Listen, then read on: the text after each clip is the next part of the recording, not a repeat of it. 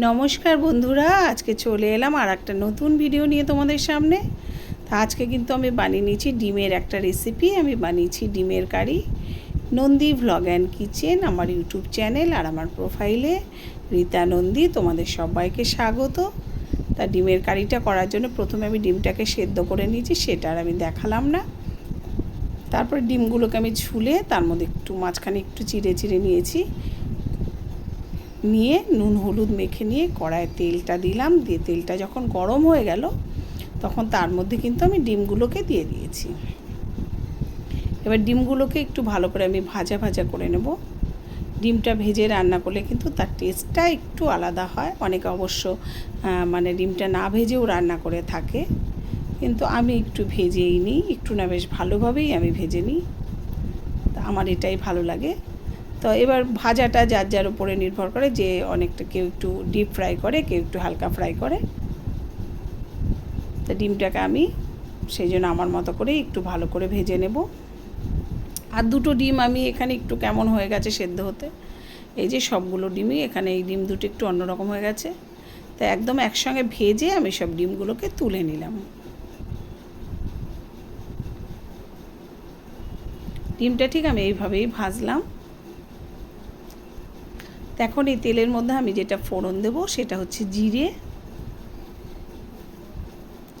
জিরে ফোড়ন দিয়ে দিলাম।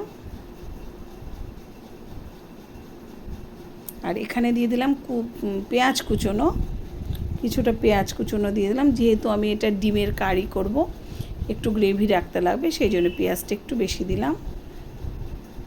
পেঁয়াজটাকে কিন্তু আমি সুন্দর করে একটু ভাজা ভাজা করে নেব। এই যে এইভাবে একটু ভাজা ভাজা করে নিলাম।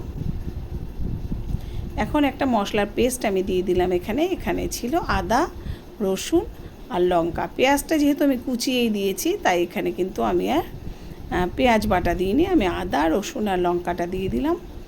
দিয়ে এর মধ্যে এখন যে আরেকটা যেটা দেবো সেটা হচ্ছে হলুদ দেব। এবার এই মশলাটাকে কিন্তু আমি খুব ভালো করে কষিয়ে নেব। যে কোনো রান্নায় মশলা কষানোটা কিন্তু একটা খুব গুরুত্বপূর্ণ ব্যাপার। আর দিয়ে দিলাম লবণ, যেটুকু পরিমাণ লবণ আমার লাগবে সেইটুকু দিয়ে দিলাম। এই যে মশলাটা কিন্তু আমি সুন্দর করে কষিয়ে নিলাম।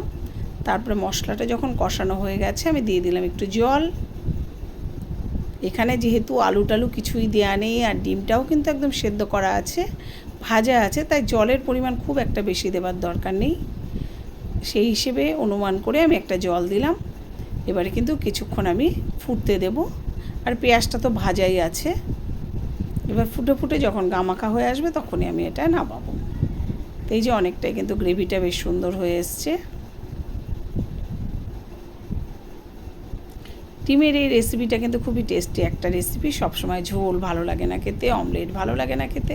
তো এইভাবে রান্না করলে কিন্তু সেটা দিয়ে বেশ গরম গরম ভাতের সঙ্গে খাওয়াটা কিন্তু একদম জমে যায়। আর যারা ডিমের ভক্ত তাদের জন্য তার কথাই নেই। আর পেঁয়াজটাকে আমি একটু এইভাবে গালিয়ে দিচ্ছিলাম। তো একদমই কিন্তু প্রায় রেডি হয়ে এসছে আমার ডিমের কারি।